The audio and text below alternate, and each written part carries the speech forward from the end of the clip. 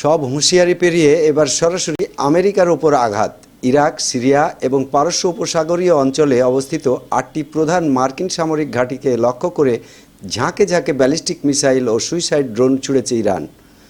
Pentagon সূত্রে জানা গেছে, বেশ কয়েকটি ঘাঁটিতে ব্যাপক ক্ষয়ক্ষতির আশঙ্কা করা হচ্ছে।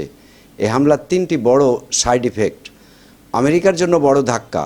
আমেরিকার আকাশ প্রতিরক্ষা ব্যবস্থাকে ফাঁকি দিয়ে এই হামলা ওয়াশিংটনের জন্য একটি বড় কৌশলগত পরাজয়। আঞ্চলিক যুদ্ধাবস্থা। এই হামলার পর মধ্যপ্রাচ্যে অবস্থানরত মার্কিন ও মিত্রবাহিনীগুলোকে সর্বোচ্চ সতর্ক অবস্থায় রাখা হয়েছে। বিশ্ব অর্থনীতিতে ধস।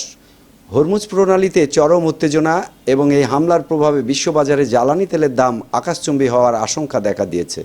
আমেরিকা কি এবার ইরানের বিরুদ্ধে পূর্ণাঙ্গ যুদ্ধ ঘোষণা করবে, নাকি কূটনীতিতে ফিরবে দুই দেশ?